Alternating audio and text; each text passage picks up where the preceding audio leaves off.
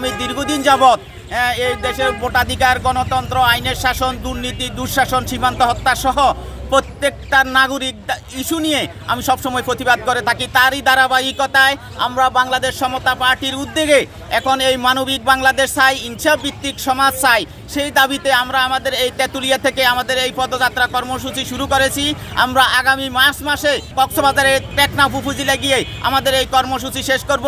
আমরা এই কর্মসূচি কোনো দলের দালালি করার জন্য না, কোনো দলের এজেন্ডা বাস্তবায়নের জন্য না, আমরা আমাদের সমতা পার্টির উদ্যোগে এই মানবিক বাংলাদেশের আহ্বান নিয়ে জনগণের কাছে যাচ্ছি।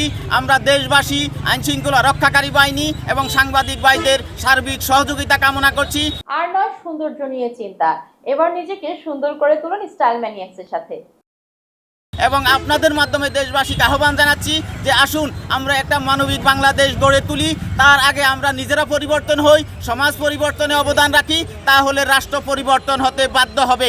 এবং আমরা রাজনৈতিক প্রতিহিংসা প্রত্যাহার করে আমরা একটা মানবিক বাংলাদেশ গড়ে তোলার জন্য সকলকে স্ব অবস্থান থেকে সবাইকে এগিয়ে আসার আহ্বান জানাচ্ছি। বাংলাদেশ সমতা পার্টি হলো মৌলিক অধিকারের সমতা, বিশ্বাসের স্বাধীনতা, উদার গণতন্ত্র, এই তিনটি মৌলিক ইস্যু নিয়ে সমতা পার্টি আত্মপ্রকাশ করেছে।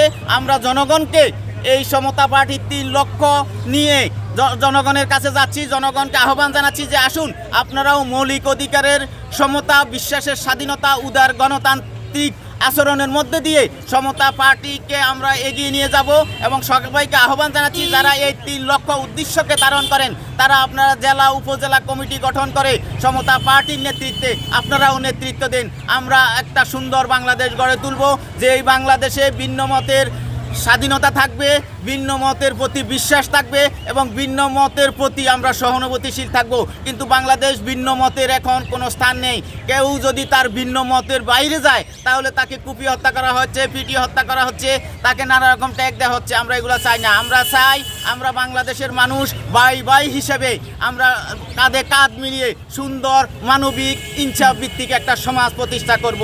এই আহ্বান আমরা জনগণের কাছে জানাচ্ছি, বাংলাদেশের 18 কোটি মানুষের কাছে জানাচ্ছি। আমিও মনে করছি যে অসংগঠিতভাবে কোনো কিছু অর্জন করা সম্ভব নয়। আমরা মানবিক বাংলাদেশ চাচ্ছি, ইনসাফ ভিত্তিক সমাজ চাচ্ছি, এটা অসংগঠিতভাবে করা সম্ভব না।